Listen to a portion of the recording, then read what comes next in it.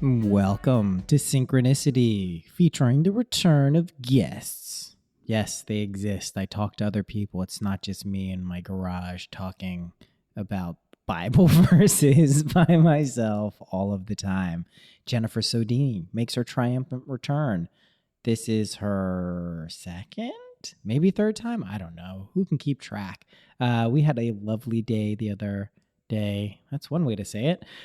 We went sailing and it was amazing. And Jen is just a very cool person, always up to cool stuff. She runs Evolve and Ascend, which you can check out the website, the Facebook page, and it just does a ton of other stuff. We talk about her new Oracle deck called Amenti, and you'll see some pictures. I'll put some up on Instagram, and it's a very, very, very cool deck based on these questions from the Egyptian deity Maat, M-A hyphen A-T, not hyphen, apostrophe. That's the word I was looking for.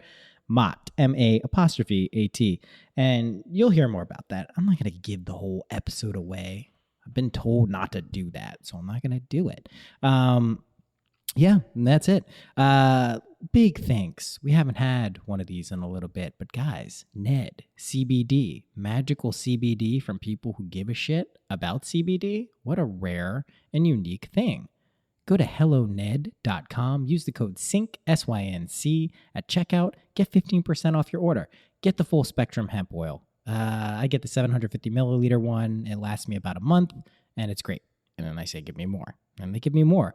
I really, really think this is one of those things that if you're on the path to making yourself a healthier person, you might want to investigate something like CBD. Cannabis is the high priestess. She is your subconscious. She is someone who is going to build a bridge between your world and your imagination and the real world. Why not get introduced to her with little CBD? I love THC too. Let's not get it twisted, but a nice introduction, a nice way to calm yourself, CBD. So go to helloned.com/sync. I don't even think you have to go to /sync. Just use the code SYNC, S-Y-N-C at checkout, get 15% off. Imagine that. Pretty easy. Also, another update. This tarot shit is going swimmingly. I'm really happy that I decided to do this. I just got an amazing astrology reading from Kelly McLean's mom, runs a podcast, Out of Comedy. She'll get back on it, I'm sure. Her mom, Carrie, gave me one of the best astrology readings I've ever had. It's kind of blowing my mind. I'm still digesting it. And one of the questions I asked her was like, listen, I started charging for tarot. Is that okay? What a weird question, right?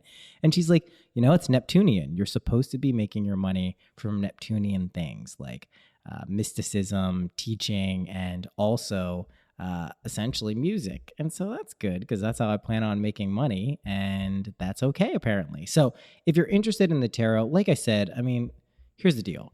It's not one of these things where I'm not going to tell you anything that you don't already know. Maybe there may be some hidden layers that we explore, but the cards are really just you.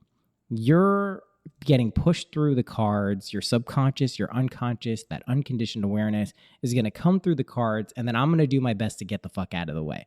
And I'll dish out some, hidden meanings of what the cards are and what the colors mean and what the picture means. But for the most part, it's just getting in touch with yourself. So if you've never done it before, a lot of the people I've been doing readings for on Zoom and Instagram and email haven't had any experience with tarot. So I'm going to get some testimonials from them. So people who are maybe like, what the fuck is this dude talking about with tarot? What is this? You can have a better idea of what it's and what it is. That's fucking great. And I'd love to bone up on astrology, but after this reading with Carrie today, I was just like, oh my God, there's so much, so many conjunctions and planets I had never heard of, like Black Lilith. Anyway, one thing I'm supposed to say is this is the time of Athena, right? Warrior, princess, goddess, just buckle up. This is where we are, especially during Virgo season, but just it's a good theme. Athena, daughter of Zeus, came out of his forehead.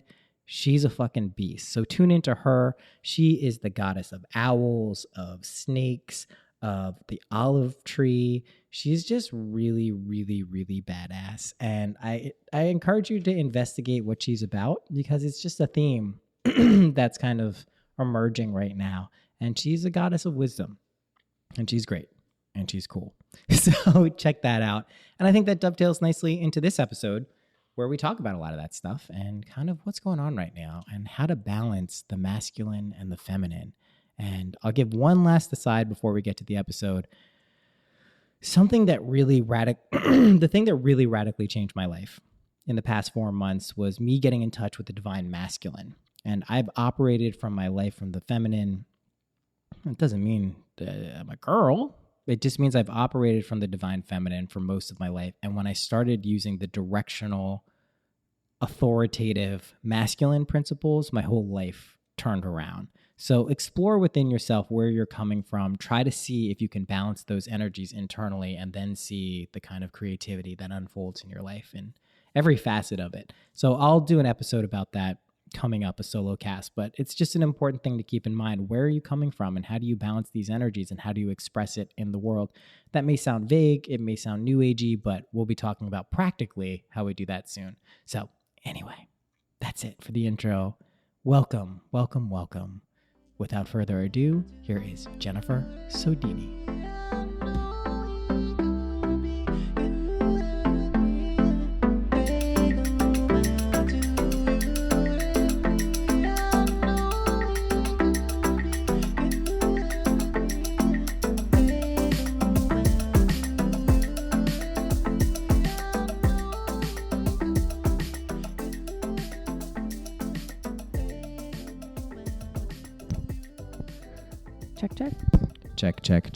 Check. We are even sevens. All right, cool.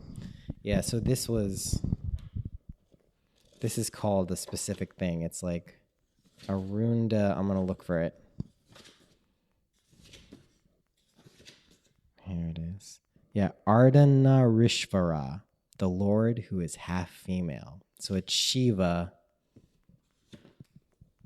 who is half male and half female, and you can see the Kundalini snake. Wow. And this is like the embodiment of like this world. And so you can see it's right there too, because I had just put it up before that happened. So there was just a very weird thing. I was telling to Alexis, I was like, I don't think I want to put this on a podcast yet, just because when you start talking about like duplicate books, pulling shit out of a bookcase that's like wasn't there before, I don't know. Jen, thanks for coming on and doing this. Always. It's so good.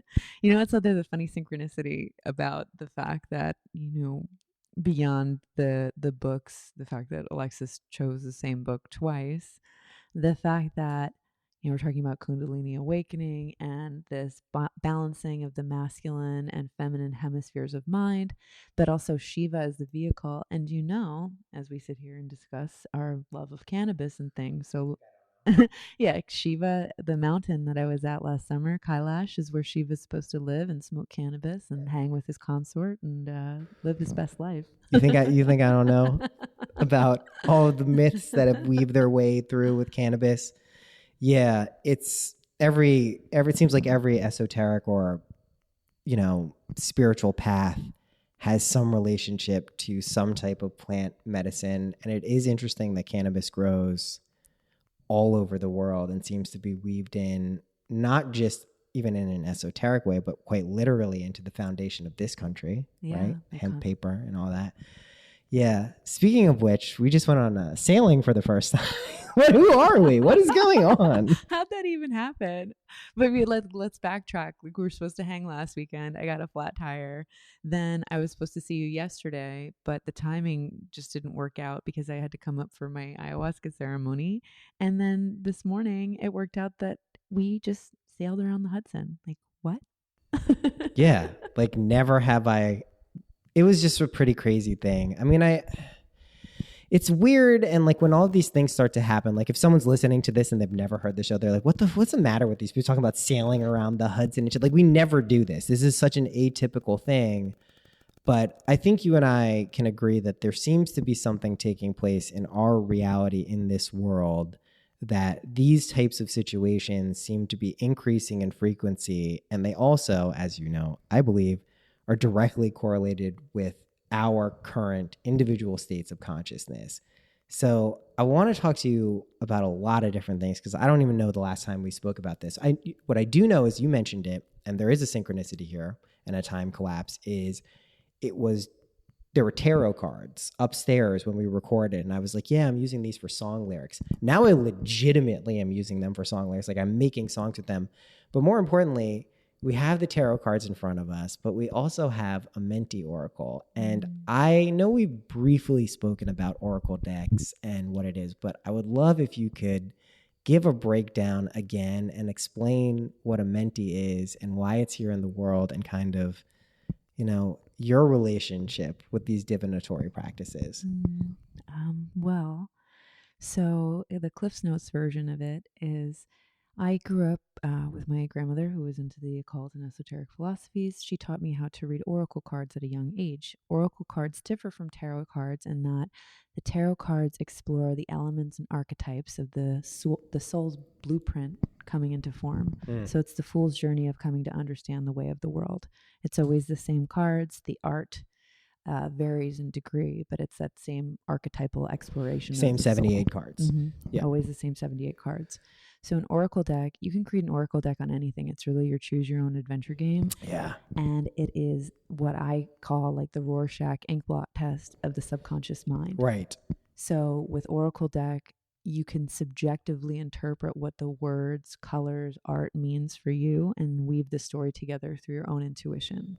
Right. See, this to me is what drew me to tarot in the first place, because I started seeing these static fixed cards with, representational meaning and alchemical symbols. It just became clear to me when you just, you're like, wouldn't it be weird if out of all of these cards right now, I pulled this card and then it happens and then it happens again. And then you keep pulling the same card. And I'm like, what's going on here? I'm like, why is this happening? And I realized like, holy shit, this is like my unconscious. Like this is me talking to me. These are synchronicities being generated. And then as I got more and more into tarot, I was seeing your Amenti stuff and I'm like, oh my God, like Oracle deck. Like it makes so much sense, because then you're convinced you're talking to yourself. But you're also doing something else really cool with these, because you put out this deck that people are using all over the world. And it's like I guess it's not like a game. Like I'd compare it to like something else that could go out into the world, like Hungry Hungry Hippos, like a board game, which is like people are having fun and that's amazing. The creator of that put that in the world. But when people are approaching this stuff, they're going into like deep inner exploration, trying to understand out the true nature of reality and themselves. And like that's a very special place for people to be engaging something where you created it out in the world. So explain to me the conception behind putting out this specific deck with Amenti and kind of where is it coming from alchemically? Well, funny enough, it all came from a dream. So I had dreamed of doing an oracle card deck forever to honor my grandmother, to honor the path. The same reason why I wanted to create Evolve and Ascend was I had a need for something to be created into the world because it didn't yet exist. Yeah. The best reason for anything to come into the world. That's why we come into the world, exactly. Right? So around the time this idea came about, it was like 2014. I was like, I really want to do this. There wasn't as many oracle decks out there that really spoke to my soul. Unlike now, I mean, the amazing artists that are coming out with decks, it's just like been this influx in these pocket galleries of inspiration. But back then there wasn't. So thinking of ideas of what was the deck that I wanted to create that felt like a really great universal exploration of intuition and think something of value. So it was based off of a dream I had in the summer of 2013, where I woke up in a dream, thought I was having contact with some being from another planet. And it basically was looking down this hallway, and this being pulled out a scale and a scale with a feather and a heart, and said to me, there is no alien, there is no separate, there is no other. All that matters in this life is your heart is as light as a feather. And back then I had never read the Egyptian Book of the Oh, Dead. you didn't know anything no, about it? I didn't know anything about it. I was drawn to Egyptian iconography, but I had no idea what that meant. I just always liked the way things interesting looked. that the symbols draw you in before you consciously. That's why it's so Totally. effective, you know? Totally. Yeah. Symbols speak to the subconscious mind, right? So when I came home and I Googled that, I was like, holy shit. And this is like such a special concept of like, my heart has always been my compass to my own detriment, but also always leading me to exactly what I needed. Right.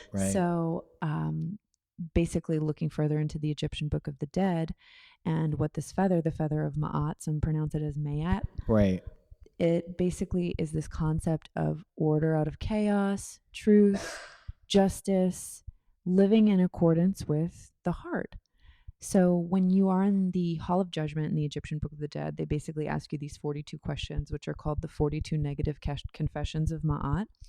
And what are some of the questions? So I have not committed sin. I have not slayed the cattle of my neighbor. Like, do you know what those like alchemically the mean? 10 Commandments, right. almost. Do you know what sin means? I just found this out. What is your interpretation? It literally just at the root of it means to miss your mark. It is not actually like I'm talking about the root linguistic meaning of it. And so when we talk about sin, people think it's like some bad thing that you do that you should feel guilty of. But really, my interpretation and conception of this, just from the language that's used biblically and predating it, apparently, is you just missed your mark. Correct your aim. You don't self-flagellate yourself and condemn yourself to a life of misery and feel terrible about it. It's just correct your aim. And all correcting your aim is recognizing this is you. This is your show. Yeah. Like this is what you make it. That's to me what sinning is. But continue. Okay, this is amazing. I didn't know these 42. I want to investigate all of them now, obviously. So each of them is like, I have not, or I did not. They're the negative confessions of Ma'at. So there's something on the opposite side of the spectrum called the 42 ideals of Ma'at. So they are the positive answers to the negative confession. So instead of I have not committed sin, it is I honor virtue. So each one has this positive connotation, the flip. And as a concept for a deck, when I first found the 42 ideals of Ma'at, I was like, oh my gosh, this is amazing. This is such a great way to live in alignment with the heart. And you know, me in my journey with Evolve and Ascend and my proclivities, I've always been about how do I find the unified field of these things? I'm so connected to the idea of theosophy, cosmic consciousness, one truth, many songs, everything connects. So looking at Ma'at and this idea of keeping a feather heart and weaving it into a deck, the deck became an exploration of unity consciousness and how to tap into that present presence. So it's not so much about divining the future, it's about tapping into the sacred power of your heart, this sacred power that has rippled through every major mystery and wisdom tradition throughout all the ages. So. Holy shit. Well, I'm going to start using these cards, number one. That's what I'm thinking of. As you're saying it, I'm looking at them, I'm touching them, I'm holding them. I'm like, oh, okay, I think now I get it. That's pretty powerful stuff, Jen. Yeah. So it must feel pretty good and fulfilling as you see it kind of getting out in the world and people, whether they consciously are aware of it or not, interacting with it energetically like that. That's pretty amazing. So the Egyptian stuff. So here's what I know about Egyptian stuff. And I was drawn to it in about 2007, 2008. I got a cat from around this area. It was my aunt's farm, but I was in Boston. It was a little cat. And I named her Isis because there was something about, like, I was getting into non-duality, Advaita Vedanta, the Vedic approach to this stuff of unity consciousness, of what people are smoking toad now to experience directly. Instant samadhi. Yeah, right. And yeah, the unity consciousness thing seems to be a theme right now, but also the recognition that while we experience and recognize that we're a unity consciousness, we also have this individuated sense of ourself, right? So you say you don't use it to divine the future. My conception of time now is just blown to shit. I used to say time doesn't exist and we experience it linearly. And then I would say oh, well, I'm not going to argue that we don't experience it linearly, but my experience of it these days is, I can tell we're moving forward, but I don't it doesn't seem particularly linear anymore. When days like this pop up out of the blue and you're moving a huge metal mast off a boat and then steering a boat on the Hudson River, like feels like a weird dream, right? So what do you think, why did you embed unity consciousness into this alchemically and intentionally? What spoke to you about that particular theme, if we can call it that? Well, so that summer of 2013, when I had the dream, when I did ayahuasca for the first time, when I started Evolve and Ascend. Right after 2012, this is Yes. when we all died. Yeah, when we all died. Yeah. And the timeline went down the other path. Yeah. Unity consciousness, I had that cosmic consciousness experience, and it gave me this lens that I couldn't look at the world in any other way. And with other decks, so even when I was doing oracle card readings professionally, I'd always tell people that what it is me taking like synchronicity, I'd say, is like slicing into the breadth of time. When we do a reading, it's seeing what iteration your thoughts are putting out into the universe, so we can see it, so then you can then create the outcome that you really want to have. Thank you. Okay. There's a fine line between manifesting and creating, and I believe that we're actively creating. Thank you. Okay. You're defining something here that's way better than what I was even asking. I don't even know what I was asking. This is so much better. So one of the things I was talking with Duncan about is that I don't use the M word. I'm going to be pejorative, not because I actually think there's anything wrong with the word manifesting. I just think it is a loaded term at this point. Mm-hmm. God is kind of coming back in vogue. Yeah. God is kind of cool now. It's like edgy to talk about God. So we're cool with God now, but now like manifestation, what? Like, oh, the law of attraction and The Secret. This is like a big thing I hear. And I'm like, no, it's not that. Like those things, to me, and they're real because people think they're real. So those things work. So I'm not saying it's not real, it's lesser than in any way. But to me, it's just an after effect. It's internal first, right? So, but this idea of the unity consciousness, I lost it. You're going to have to remind me. It's too powerful. I lost what you were just saying. The difference between manifestation and creation. Okay. Yes. Caught it. Yeah. It's very important because I think this is what I'm talking about with the law of attraction and imagination, the distinction between the two.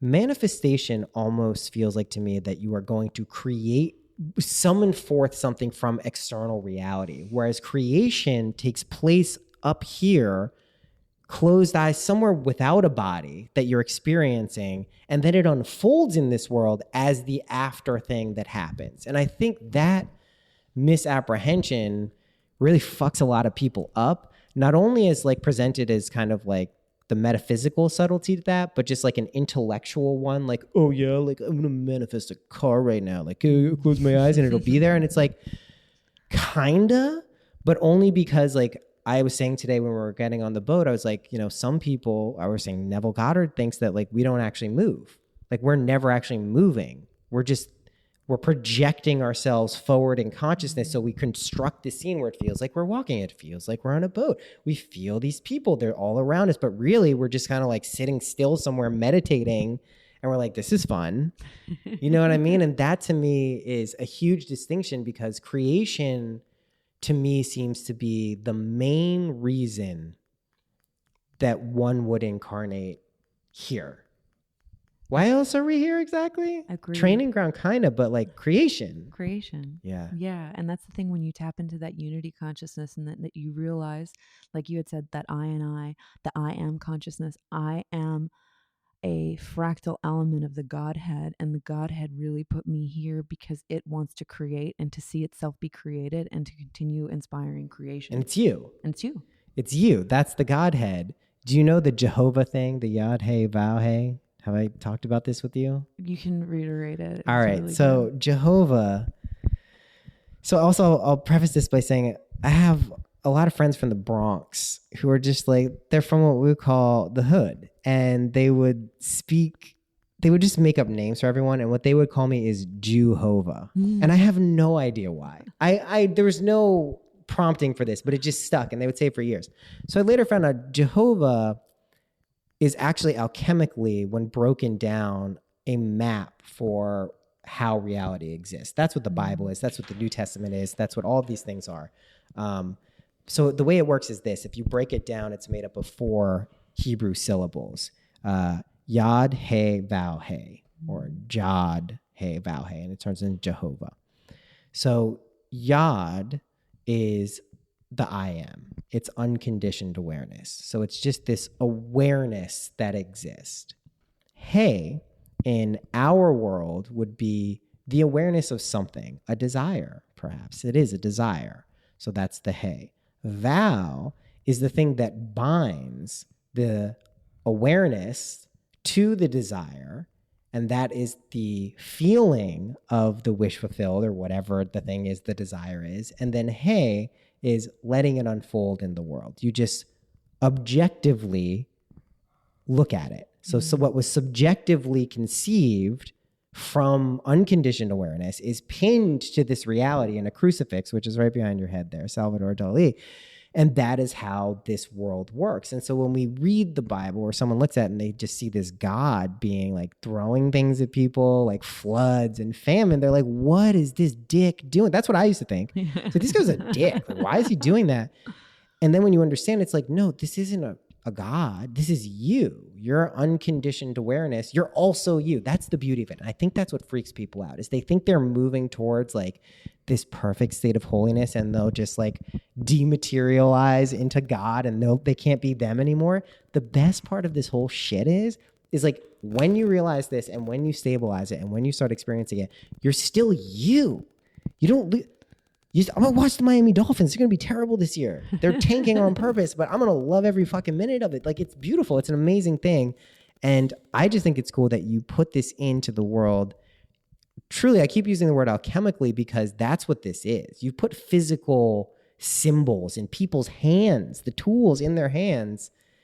So what are some of the things you've experienced, since the deck has come out? I know even the creation period of the deck was so much synchronicity, Noah. It was so crazy.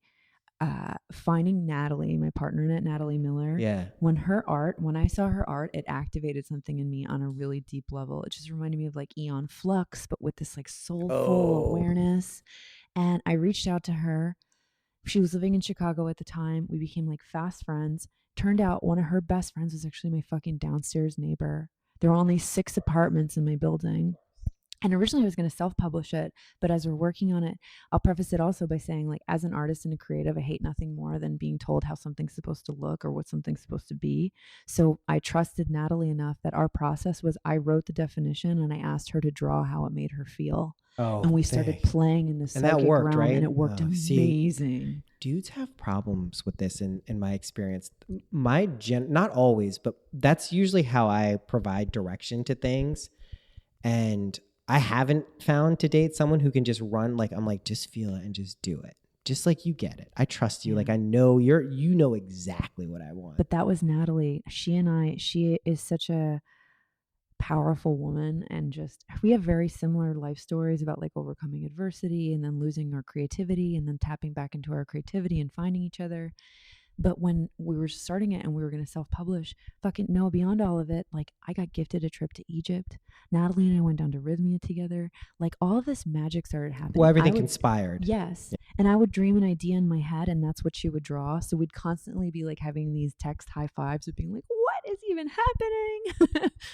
So when we got the publishing deal and it actually came out, it really felt like, we say all the time, we felt like we were custodians of this work, and this was something that wanted to be expressed and chose us to express it. It's fucking crazy, Jen. It's really, when everything conspires to make something happen, it's just undeniable and it becomes effortless. That's really where I think we should be aspiring to be with most things in our lives, because it can be that. It feels wrong to say that because our direct experience, especially if that has not been it, indicates that that's not how this world works. And maybe we redefined what effortless is. Like, I'll use what happened today. Like, was moving this huge fucking metal thing that I think most people, if they went to go sailing, would be like, A, I don't want to do this. B, this kind of sucks. I cannot explain to you how much fun I was having moving this big metal thing. Like, it was fun for me. So it's not that like it's effortless in the sense that, maybe you don't have to do something that's physically taxing or emotionally taxing or anything.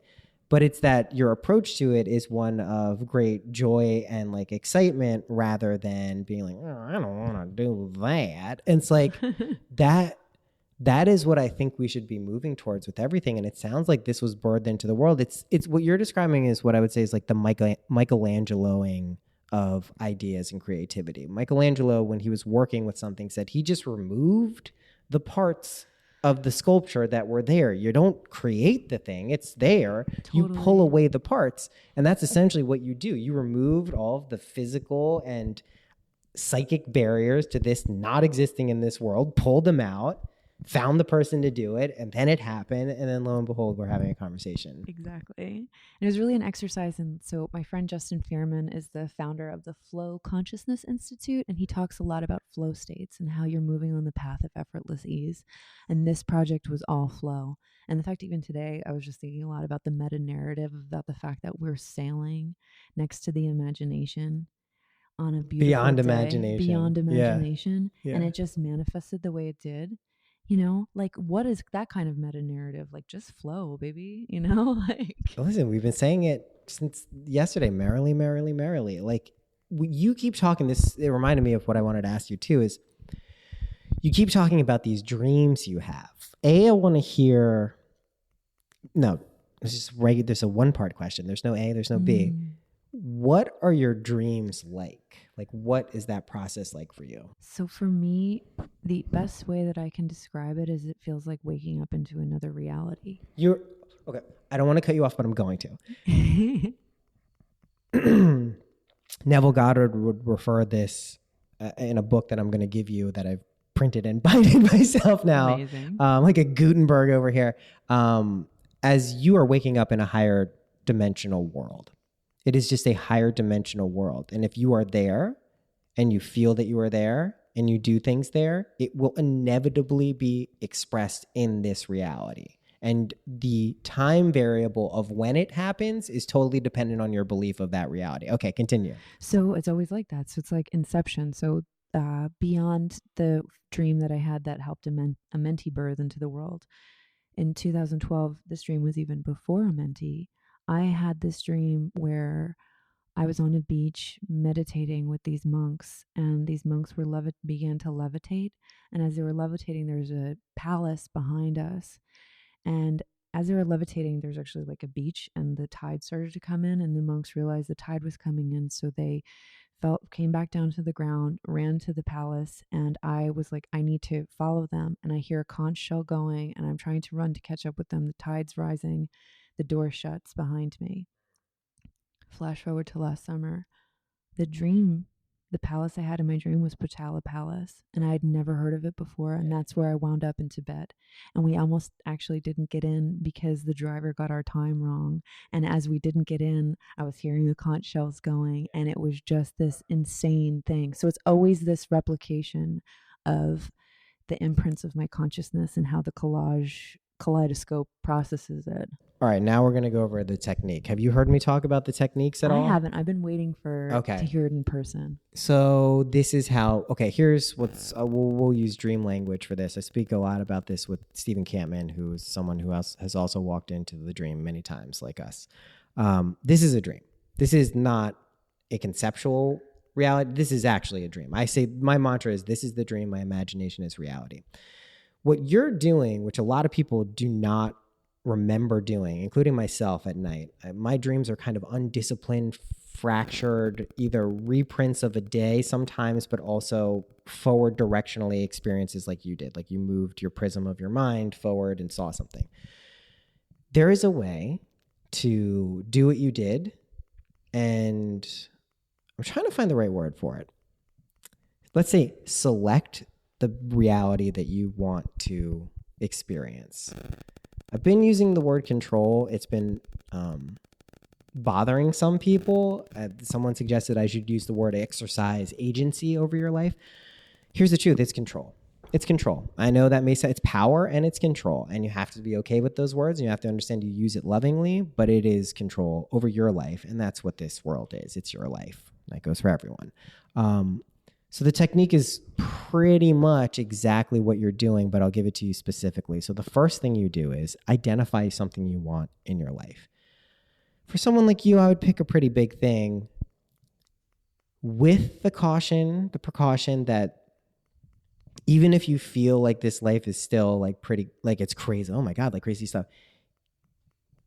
If you don't fully understand and use this principle consciously, it will turn your whole world upside down. It is getting popped out of the matrix, and you can pop out of the matrix over and over and over. You know that. It's like that.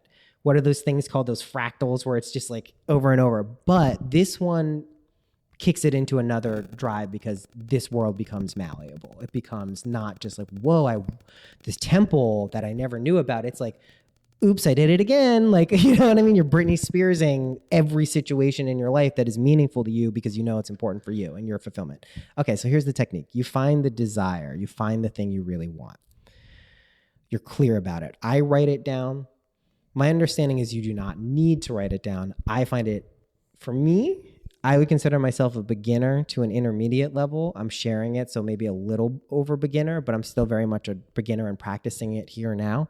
I write it down. Why not? It's like, what does it cost me? You heard in the Will Powers song, he's telling, write it down. Write down every good quality by yourself. Write it down, pen and paper. Yeah, yes. pen and paper. Yes. Shit gets real. Shit gets real. I think exactly. Erykah Badu said that. Yes, that's exactly what it is. Okay, so you do that, and then what you're going for is a drowsy-like state. A meditative state, one would say. I wouldn't call it a holy or meditative state, but it's relaxed attention. It's the hypnagogic state. It's the liminal boundary between, I just remembered something I will tell you after this.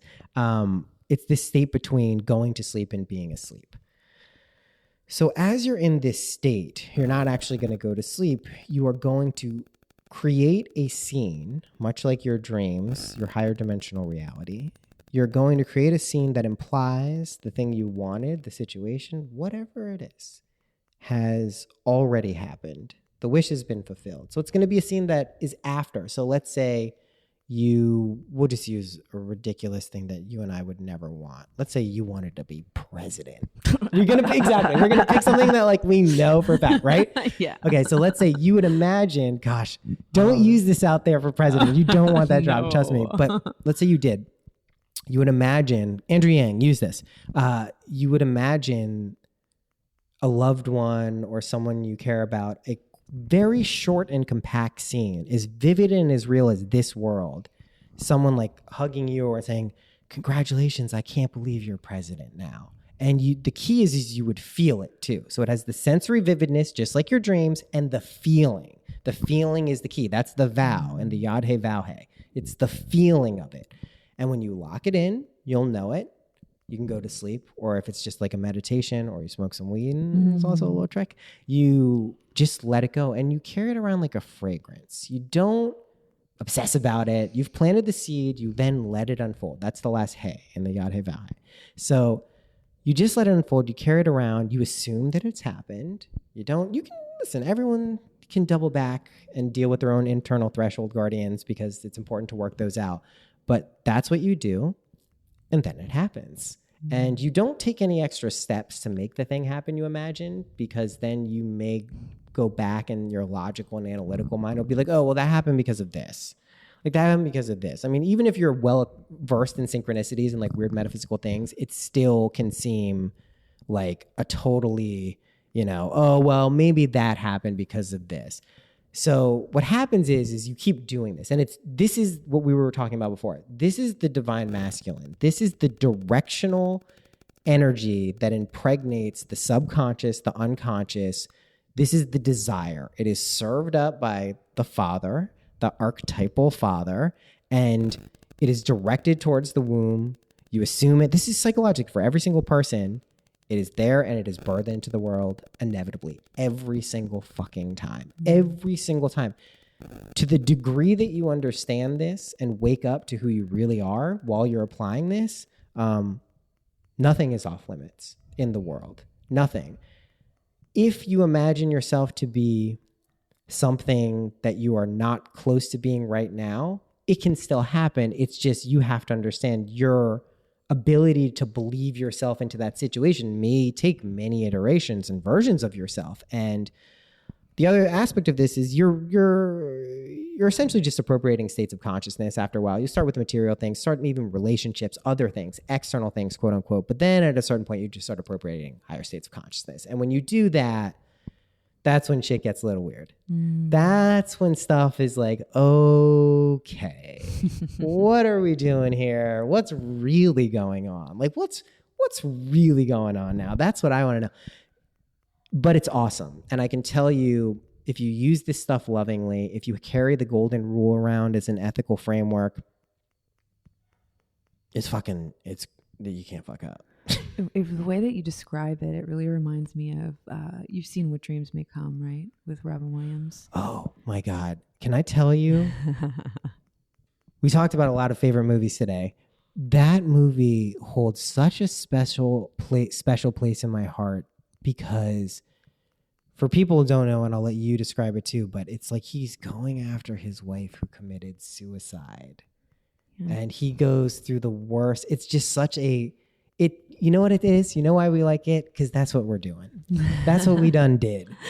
But if you wake up there, remember when I don't want to ruin for people, but like when you find out who Cuba Gooding Jr. is, oh God, it's so goddamn good. But the scene that sticks out so much is, Robin Williams waking up to realize that he's dead, and the transition to the space where he is in this imaginal realm, and seeing it's the painting that his wife had made. And at first, he realizes that the beyond his feet is the paint, but then Cuba Gooding Jr. guides him to just think bigger, think more firm. You can fly, you can build this, you've got this. And it's like, that is being in the death realm or whatever. Like, I look at that as being in a higher state of consciousness where you can create, the canvas of your imagination is wider and more infinite. Not that it's not infinite here, but the palette that you're working with is... This is what Blake referred to as a shadow of mortality. I said this to Alexis a few times. She got so mad. I was like, this is a dead world. She's like, what do you mean it's dead? And I was like, it's the effect. It's not the cause. It's the effect. So anything that happens here, like, already was happening. We're just seeing it play out. And when you get that, well, that movie, we're not dead. We will die in this world. So in some ways we are. But I think, this is a training ground on some levels. Like, we have this dimensionality of time that moves, luckily, not instantaneously. Like, if you close your eyes, don't do this anyone right now.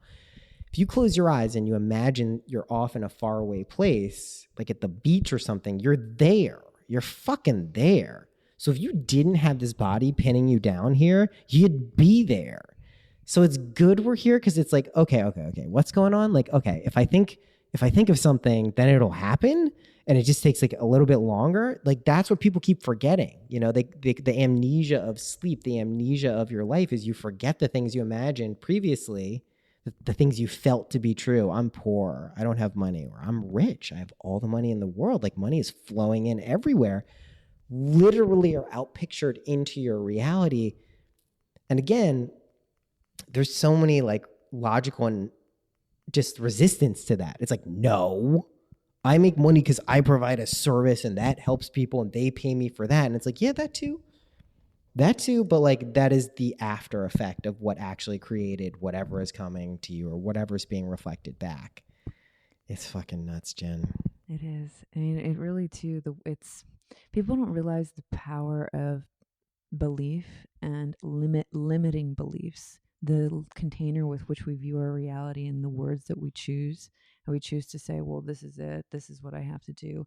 There's a really great YouTube video where this woman breaks down how even just the fact that we go to work to make a living, to have a wake, so we wake to earn a living as we go to work. And it's like, wait, we wake, which is our funeral, to live, to make a living through work. We're conditioned to believe that it's all work instead of play. And that's why I love Alan Watts, and he talks a lot about the notion of play, and Joseph Chilton Pearce also talks about that. And it's like, people lose touch with that imaginative sense because there's a lot of like this childlike wonder in it too, and that playfulness of being like, what am I going to create today? How am I going to play with this matrix I'm navigating in? If it's like a video game, I like the word that you use, control, because I always talk about the fact that, okay, if we actually are in a simulation, then somebody is programming the simulation. So who controls the controller? So it's this infinite fractal of Who things, does? right? Who does, Jen? So it's infinite. Who does, There's no though? beginning, no Who end. controls it? I think it's the infinite source of everything. What's that? That? What is the infinite source? God. What's God? Yahweh Vaheh. What is God, though? Let's break it down. Creation. It's your imagination. Yeah. It's your imagination. It's also you, your I and I. Yeah. That's where this shit gets, because I'm telling you, there is a human resistance to accepting the reality that you are God. Not in like a, yeah, I'm God, sounds good, but in like, oh shit. And like then you stabilize and you realize, oh my God, is it okay for me to be God? Like, is that okay? Is this okay? All right, it's okay. All right, should I tell people about this? Like, here's the thing. There's no repercussions except your whole world changes. You have to take responsibility for literally everything, including the people in your life who are difficult, the situations in your life that are difficult, the resistances. Like, let's be clear. So we're just making sure we're dealing with the people who have, put up the resistance of like, well, sure, it's great that you guys get to play and you tapped into this, but I am still working at a job. I still have these responsibilities. I have difficult relationships. I want to be clear. We're not implying that those things don't exist. However, play around with the idea that if you change your consciousness, if you change the way you think reality works for a week, don't do it for more than a week, and you start to see what happens. That's all. That's why I love kind of what this deck represents too with the feather. It's an empirical measurement.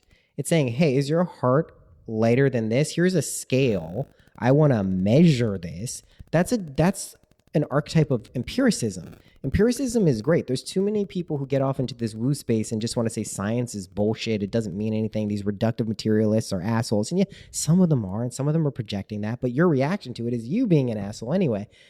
But it's actually like if the only way anyone has ever proved anything to themselves and then out in the world, whether it's Einstein or whoever's listening to this, is direct experience. And the only direct experience anyone ever accepts as truthful, no matter what you believe, even if you're handing it off to some guru or someone else, is your direct experience. It's literally, it's you. You have to test it empirically. Completely. And Manly P. Hall, one of my favorite quotes of all time, he had once said that experiences are the chemicals of life with which the philosopher experiments. Yes. And that's it. Experience, direct experience. This is where so when Richie, my best friend, creative partner, amazing human being, when he and I first became friends and I used to do readings with my grandmother's tarot deck, he's a skeptical optimist, but he would see these readings and the cards would fall and he'd be able to tap into wisdom and he would be like, holy shit, how does this work?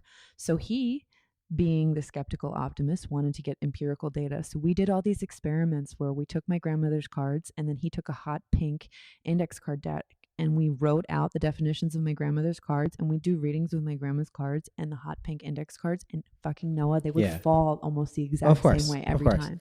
So he turned from skeptical optimist to became this big project, but we were like, wow, there's data. And he actually put together what the mathematical the odds against it and why our thoughts are powerful. So it was cool to see a convert find his data and be like, okay, there's something to it. This is exactly why I think a lot of people gravitate towards like Jung these days and people like that who tried to take as much of an empirical. I mean, what is omitted, unfortunately, from a lot of these things, like people give Einstein credit all the time for being a genius and coming up with the theory of relativity and special relativity. What I always ask people whenever they bring up Einstein, I'm like, how did he do it?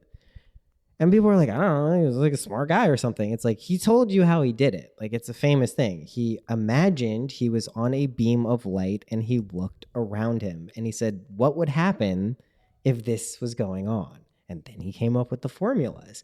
And I'm like, the dude just told you like straight up what he did. And if that's not proof that that ripple effect of what special relativity and relativity did for the physical world and physics, it's just like, this is how everything works. And it's this co-imaginal thing too. I don't want to, again, disregard the suffering of the world. I think this is one of the most fundamental truths that really is kind of difficult to grok, but it's there. Like, you don't turn away from the suffering of the world. It exists. You bear witness, mainly so you recognize it's you. You heal up and down. All of your pranic tube is totally clean.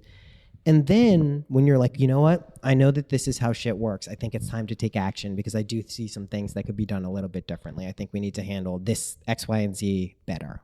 Homelessness, ecological things, educational things. Like, there's just 3 off the top of my head that we could do better pretty easily. So it is this process of bearing witness and not tuning out. And like, part of the playing is helping. Like, this goes back to what I was saying with this heavy ass metal pole. That doesn't look like play to anyone, like, who's looking at it. Even you and Alexis and Eli, they're like, this is like, this is not like something I probably want to do. But it was fun as shit, because you're helping and it feels good. And then you get the success of like pushing off into the water and gliding and be like, yeah. Well, the that's best really part cool. about that too is that Alexis and I were convinced that it wasn't just taking the pole off of the boat, but it was hoisting it. And you were ready and willing to do that too. And we're sitting here like, how is that going to happen? But, it's all right. It's cool. I was sure it was going to go up somehow. That's what, you didn't see it, but back here, there's a tree that fell down. Wow. And I'll show you how it fell down. It's the funniest thing. And Alexis comes out and she goes, I think I did this. And I'm like, what? And like, it just, this huge tree. And she's like, ever since we moved in, this tree's been dead, and I didn't know whose property was on ours or our neighbors. And like, I wanted it to come down. It's huge. No one heard it come down. We were out there like an hour before, and you'll see it and you'll be like, holy, and it goes right near our well house, right in between these other trees. It didn't really do any damage to anything, nature or otherwise. I'm telling you, Jen, just watch what happens. Like, this shit is just going to get so awesomely insane. And I don't want it to get lost in all of this, that for anyone who's listening, like, you do this, just test this stuff out. These cards, like, I'm going to use these in readings now. Do you want to do a thing? I would love to. Let's do it. Do you have me shuffle and then you do it? I would love to see how you work with them. Okay, let's do it. I'd be happy to give you a reading, but I think No, that you have I'm all down. This amazing energy. I'm right down. now. I'm down. Here, I'm going to put this down. You got to figure out something. Talk about the deck a little bit more while I'm shuffling it. Okay.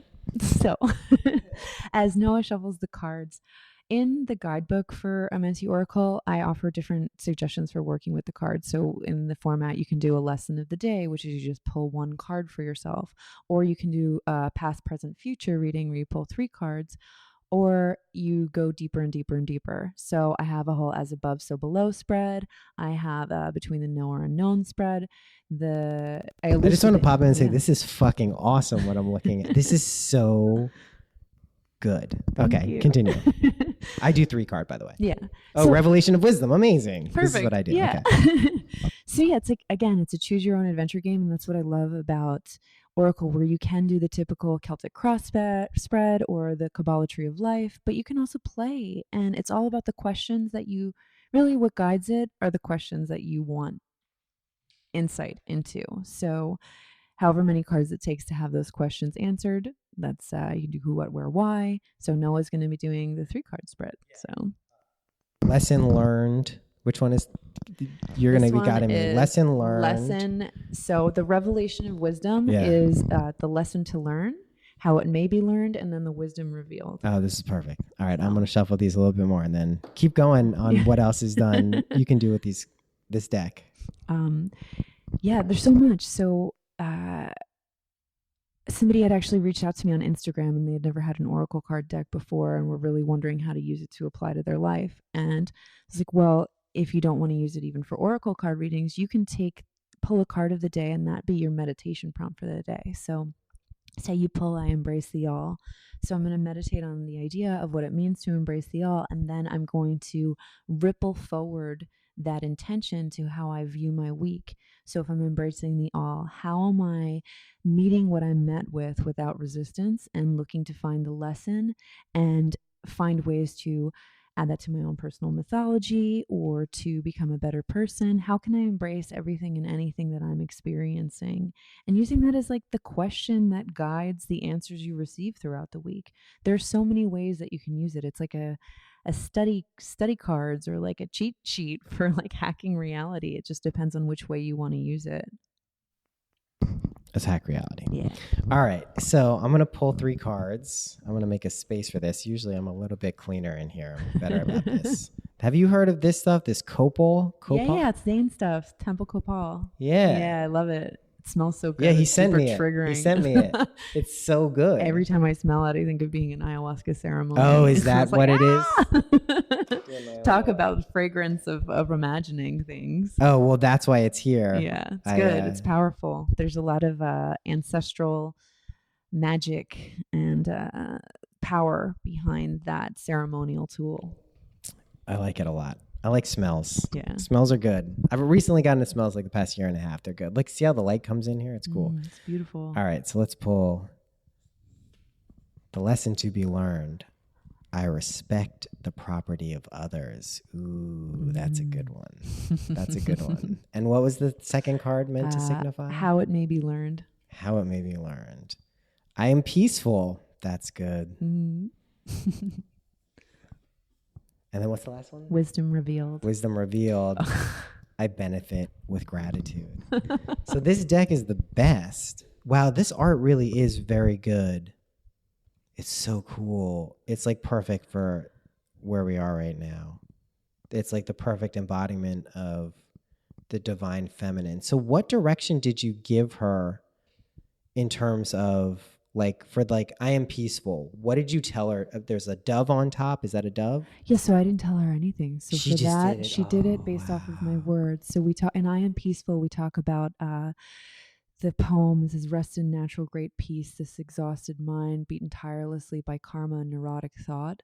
And it's about the infinite ocean of samsara and the pounding waves and how to be peaceful as you navigate samsara and know that the sands of time in the hourglass of your life as you in this 3-dimensional reality move in time. But if you can move fluidly with time and find peace in that, you can find ease in the process.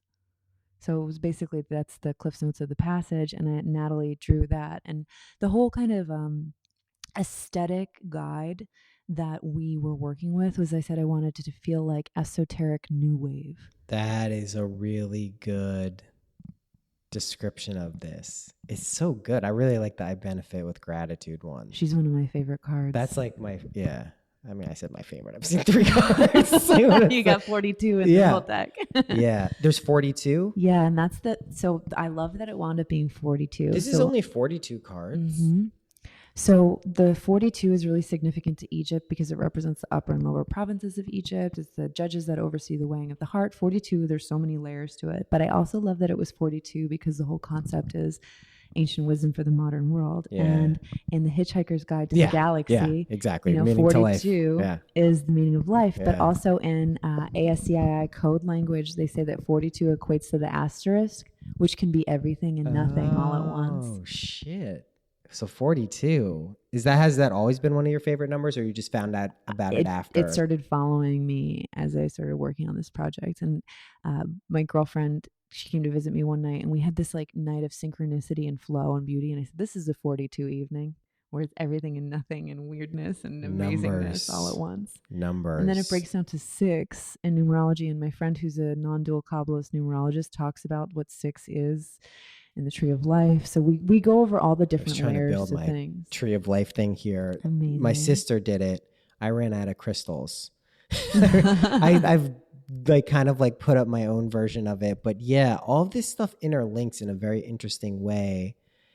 It's just kind of amazingly fun to see it. Like, do you know about Sabian symbols? Do you know about those? So in astrology, right, there's the zodiac and it's a circle. And so there's a degree for every, it's 360 degrees and it goes around. So these two, like there was a mystic and I think a scientist, I want to say in like the early 1900s, who came up with words and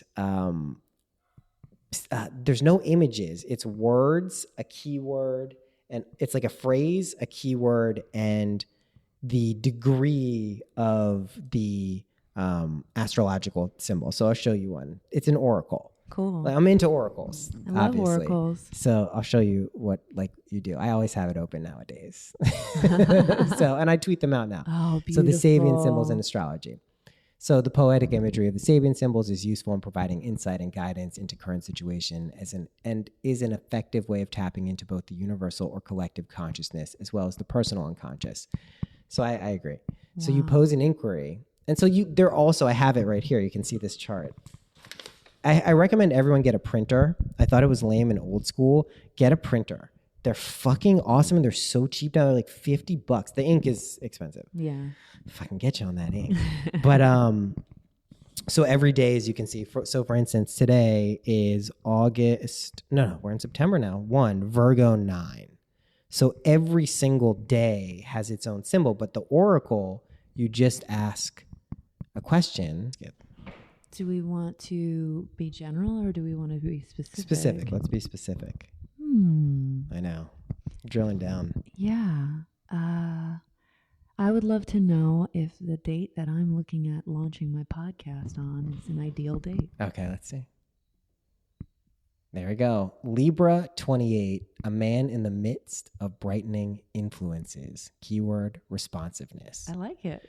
So yeah, these things are pretty nuts. Like I've found that all of these things, whether it's Sabian symbols, this is the reason I bring it up. Tarot, oracle decks, astrology, Kabbalah. How do you say it? Kabbalah? Kabbalah?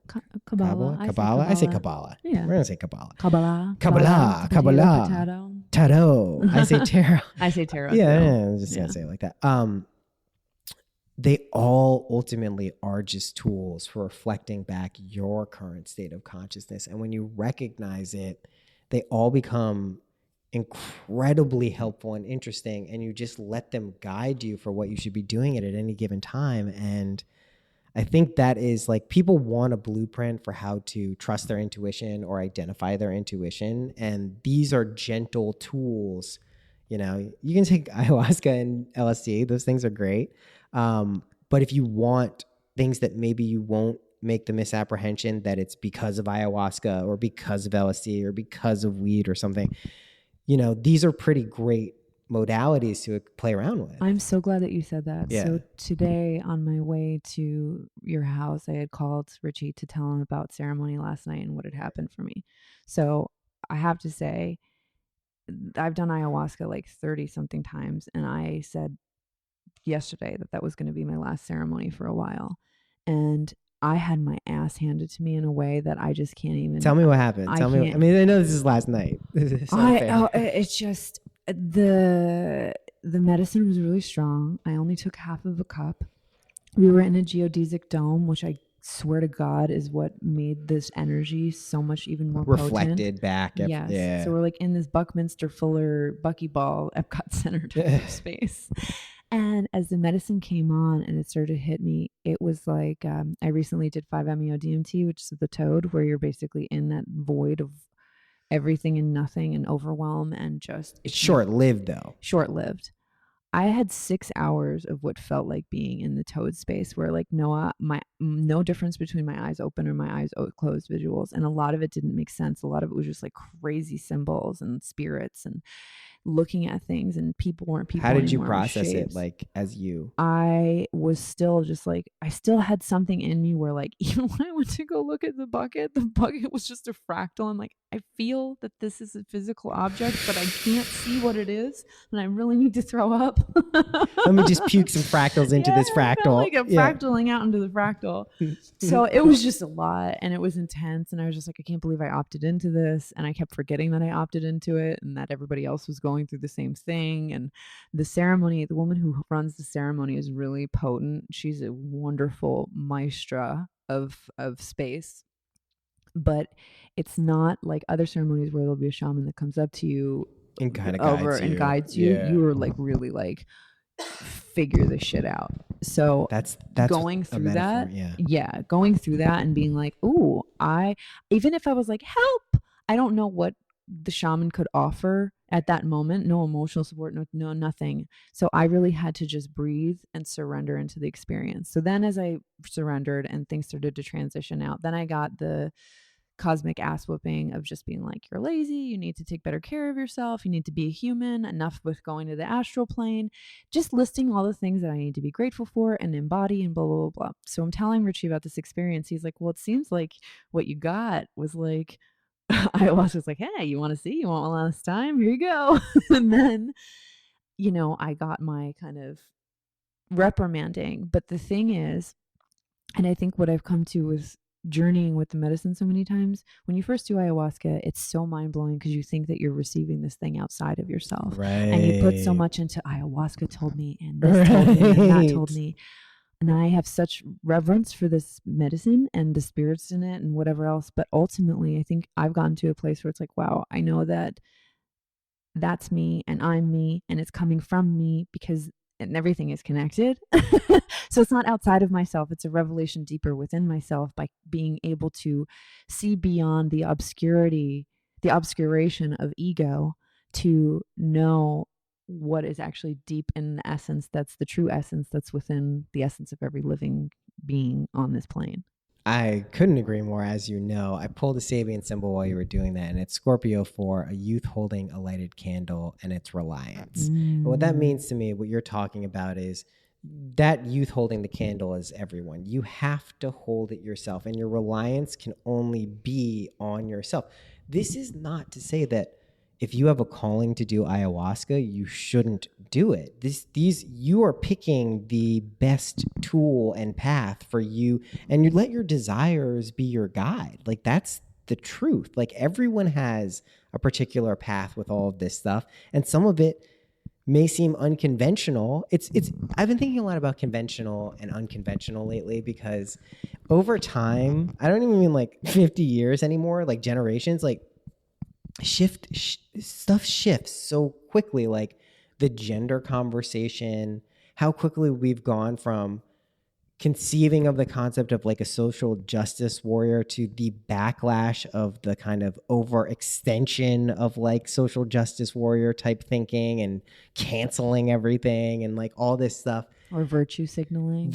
All this stuff. And we see it birth and die so quickly. So like what seems unconventional, like Aleister Crowley level shit, like isn't that like weird anymore? It's kind of common practice, especially in like the occult world. It's like, it's just to me like you do need the barometer. You do need your beacon that keeps you just from not being a complete hedonist and like just going and doing whatever the fuck you want wherever. But I do believe we are living in a time where if you recognize it's you and you know you use these, what do you want to call it, powers, your internal innate ability to create and select your reality lovingly, you can do whatever you want. We move through not just conceptual anymore, the realms of samsara or outside of it, if we choose from the wheel.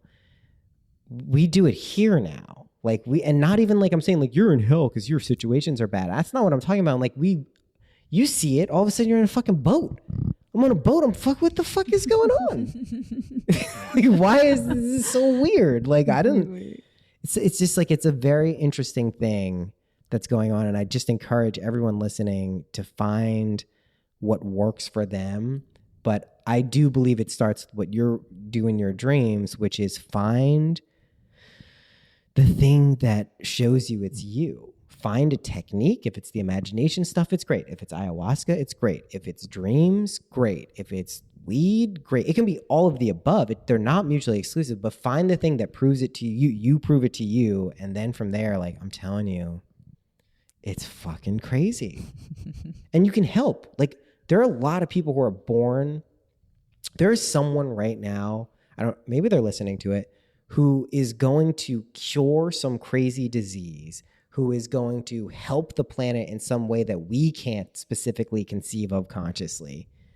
I know it to be true. Like when you know it, you fucking know it. And like, that's nuts. You know what I mean? Like that's how shit works. That's really how everything works. And no matter how improbable it seems when you look out in the world and you see all the suffering and you see people, just that's again more validation that our state of mind creates these conditions. You know, Yeah, I kept thinking about that a lot last night, and I've been thinking about that a lot lately too. Is that our society is sick right now, and there is this sickness, there is this illness, there's this great, I mean, as batshit crazy as Mel Gibson was, Apocalypto was a great movie. oh my God, that is a wonderful. Love that movie. Yeah, that's. But when he's talking to Jaguar Par, whatever the son's name was, the elder is saying that fear is a sickness, and I feel like we have this collective sickness of fear. And without sounding so woo, I think the more we each individually work on ourselves and heal our fear, we heal the fear of others by proxy. And that's not to be passive. It's to be active in aligning with, now that fear is gone, love is the law, love is the law, love under will, right? And magic is the art and science of causing change and conformity with will. How do you cause change with your will, with love, as you let go of fear and create and inspire people to be creative and to take action and to find their individual thing? I know my role on this planet is to be a creative person that, channels wisdom through the projects that I am impassioned by. Yeah. I know my path isn't, I'm not a science mind. I'm not a mathematician. I am not a doctor, but again, somebody listening may have those proclivities and be like, wow, anything I imagine I can do. So I'm going to do this thing. I'm going to facilitate it. I'm going to figure out that there's a mushroom that eats plastic. I'm going to figure out that there's a cure for this wild thing. I have the ability to do so because I will it so. And I love this concept of the result so much that I will will it into reality. So here's where I love what you said, but I think about willpower in a different way these days. I think about the not by might, not by power, but by spirit alone, right? There's like a song they made us sing in Hebrew school or something. It's like a whole song. But anyway, basically willpower loses to spirit power all of the time. And I think there is a distinction. Again, these are conceptual realities. We could be very well talking about the same thing. But what I think willpower slips into sometimes is assuming that, again, this reality is somehow the thing that needs to be changed. Whereas before, in the imaginal realms, like when you're talking about love is the law, I jog now every morning like 4 miles because what the fuck is going on? What? 2 years ago, it's just so crazy. It's just like the weirdest thing. But I jog by this church. I actually jog by 4 churches in like a 4-mile radius, like 2-mile radius, not even half mile. But there's one and it has a sign, and they changed the sign up, and it says, God is love. That's what they changed it to this past week, or maybe today. And I was like, oh shit, God is love. Like, that's a cool thing. What is God? God is my imagination. Holy shit. If God is love and love is my imagination, and what does every mystic and every spiritual and contemplative science and just pretty much every smart person ever say is what you should be doing, which is love God. If you start loving your imagination, watch what happens. It's like that's the bootstrap of all bootstraps. You don't even need a technique. Just love what your mind is outputting, and you won't love a bad thing. You'll know immediately. You'll be like, that doesn't feel good. It's not that you withhold your love from it.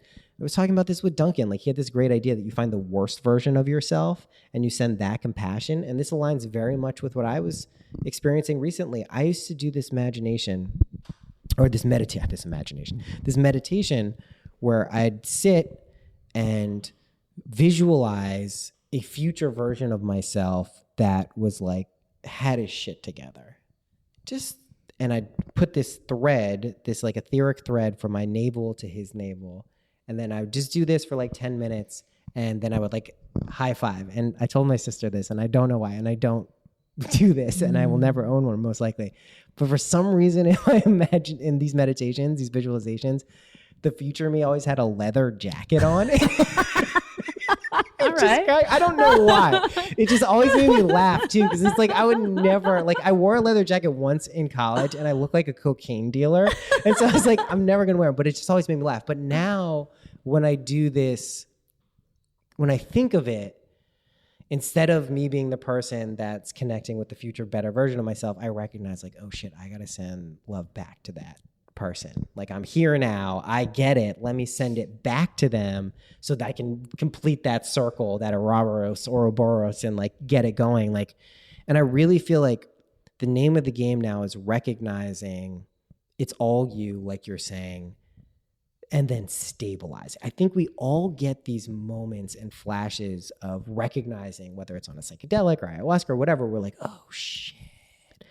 But then if it was drug induced or like some like retreat or something, you're like, oh, it was the retreat or it was the drug. But if you use techniques and decks and things like this and do it with there's no extra boost, you prove it to yourself. And then it's just, it is like, use your desires as gifts from God, which is you, to unveil and unfold what you came here to do. It's fucking amazing. Totally. And I forget who said it, but the whole idea is all of these things, right? Whether it's ayahuasca or oracle cards or meditation or vipassana meditation, whatever it is, whatever you're doing that's expanding your consciousness, once stretched is like a rubber band. It will never return to its original form. It will only expand and expand and expand. So if you look at it like a muscle, I mean, it's something that if you continue to stretch that muscle and feed it and nurture it and nourish it with information and things that are activating,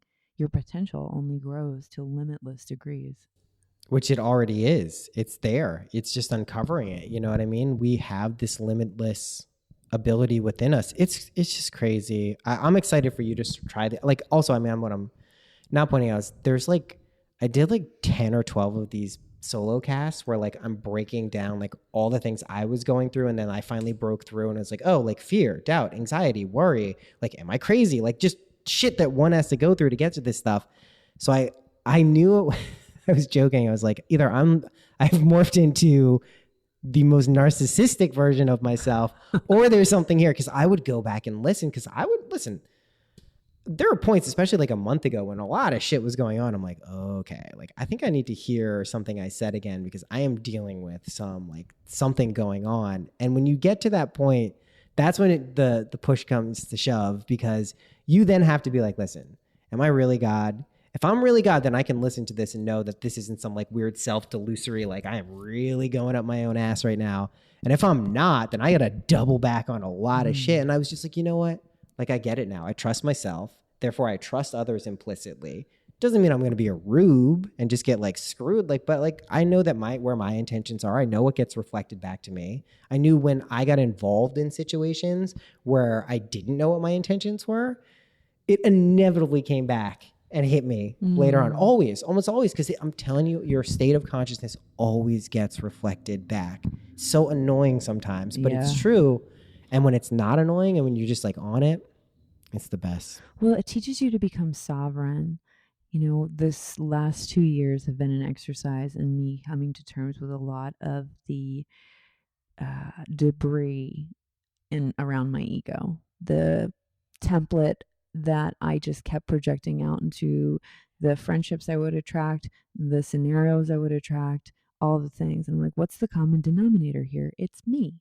Why am I projecting this and being met with this back? Where does it come from? How can I change my behavior and identify the debris? I mean, I love that word because it just literally just feels like debris around seeing the true light in the situation. And it was fucking hard, but like what we were talking about earlier, like going through that and then going, do you see what the common thread is here? And it's like, fuck yeah, you're right. And when you see it all and you figure it out, it's really tempting to go back and be like, nah, this other stuff is going on. Like that happened because X, Y, and Z. And that's kind of, I think, one of the biggest threshold guardians that people will face. And you know this too, like we're clever. If what I'm saying is true and what your experience is true and mine is that we imagine something or have a dream of it and then it unfolds in this world. That is potentially scary for people because they feel like they don't have control over what's going to unfold and what they're doing and what's happening. And it's just this weird dance. Like it doesn't matter. It's still happening. That I use this, we talk about the masculine and the feminine, and one of the feminine principles of the subconscious, the feminine, the receptive, is it's impersonal. So it doesn't have any regard for people. It's not a thing to it. And there is no concept of right and wrong. It's non-selective. If you tell it to do some fucked up shit, it's gonna do it. And that concept really rubs the conscious mind the wrong way. It does not compute. If you see someone punch a puppy, your conscious mind is gonna go, yo, what the fuck did you just punch that puppy for? Like, there's something so wrong with you. You're a piece of shit. I hate you. That's what the conscious mind does. The unconscious mind just goes, this happened. Someone put it in the computer and this is what came out. So like, I don't know what's trying to show you. Like, I don't know, like you care about animals enough to start a charity or whatever it is. Like, but it's this weird thing where it's beyond morality. It's beyond these concepts that we have of duality. And that is a tricky horse to ride, truthfully, because like I have all these pictures of all these things, like of all the different representations of ideas, but like this is one. This is this Haruka and Vajra Yogini. It's a Tibetan symbol, and Haruka is a wrathful deity, and Vajra Yogini is like the enlightened feminine wisdom, kind of like the Shakti equivalent in Vedic terms, and they're consorts. And most people would look at this and say like, okay, well, this is just kind of like Tibetan porn or something. But what it really is representing is this divine union. And what's interesting here that people probably miss is you look at this and you see this, blue, dark blue, almost black God with a million heads and all these things around it. And you would think that he's in control, but that's not you can actually see his balls there. I just noticed that. But it's not. She's the person, if you read through like the interpretation of these Tibetan mandalas and pictorial things, is she's the embodiment. She's the thing that actually brings all this stuff in the world. And she's the most important thing. And I think this is a really good reflection of what's going on in the world today, because there's a picture of both. There's the balance. But if you really get it, like anything in this world is going to be brought into the world by the divine feminine. But one as an individual has to impregnate the divine feminine with their desires, their conception of what they want in the world. And any passing off of that, it ain't going to get it done. It just doesn't work in this world. And, this is a wrathful deity. Wrathful deities, when Tibetan Buddhism, when you die, they say, you have this opportunity to see the clear light. And before that, you're going to have all these opportunities to see these wrathful embodiments of yourself and all these things. And what it feels like to me is, it seems like we might be seeing this clear light a little bit while we're alive. And that's unusual. And as far as I can tell, that cosmically has not been done in linear time. But it sure as hell seems like that. So rather than when you see a wrathful deity to be like, oh no, you recognize it. And what do they all say? Do you know what they say to how you fucking see the clear light when you see a wrathful deity? Say, that's me. I'm not scared of you. That's fucking me. So like, if you play this game of non-judgment, of non-duality, and recognize there's consequences, you don't punch a puppy, you don't do some fucked up, I'm using the most like flagrant thing, but you don't judge. I've seen someone punch a puppy, truthfully, and they're one of my best friends. And yeah, so deal with that reality, right? The conscious mind doesn't like that shit. Who would never right now do that again, but I've seen it. Just like Kevin Hart would never tell a gay joke on Twitter again. Oh my God. People change, but like if you can non-judgmentally recognize what's going on, there's a lot of power in it. It's more powerful than this conscious kind of penetrating, I think this is good, I may have it. Because it's just like, oh, you want it? All right, you got it. Yeah. Bad, good, I don't give a shit. You're getting it. But that's the balance of, when something happens that we didn't think that we planned, we become reactive and emotional and angry and all of these things. So it's like, if we can reframe it and be more of the observer or the creator instead of just this reactor, it's really important. And how, the whole famous hermetic axiom of out of chaos comes order. So you can see that there's always orderedness even within the chaos. Specifically that there is, and specifically that you have a degree of control over it.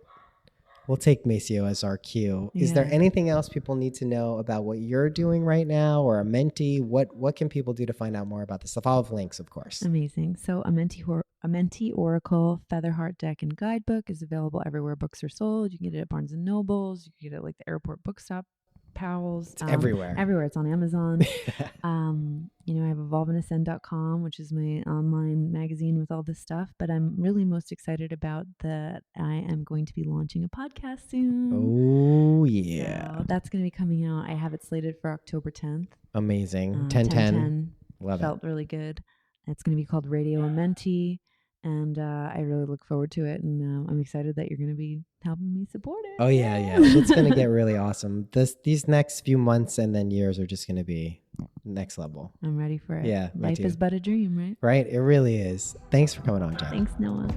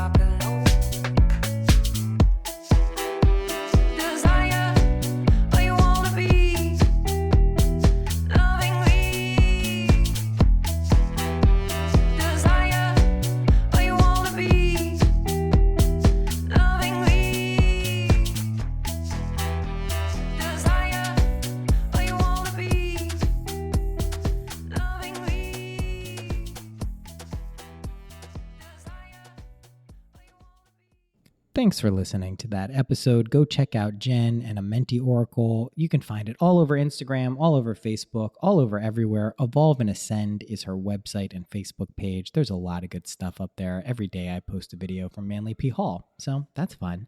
She's the best. Just tune into what she's doing. We're going to have a lot of stuff we're working on together. She's just lovely. Go check out the tarot stuff if you're into it. Go check out the website, syncpodcast.com. See what else is on there. Go check out an earlier episode about imaginal techniques. I'm organizing them and making it easier to digest this stuff. And any questions you have, noah@syncpodcast.com. I get back. I don't know who you'd be asking, but I get back. I really do. I make it a priority. I know there were points in my life where I wish someone could have just been an ear to listen to what I was saying, or they could have told me something. And so I try to provide that as much as possible. Yes, I'm busy. Yes, I got a lot of shit going on, but I also got time for you. So don't forget that. That's it. Until I see you again, or until you hear me again, happy imagining.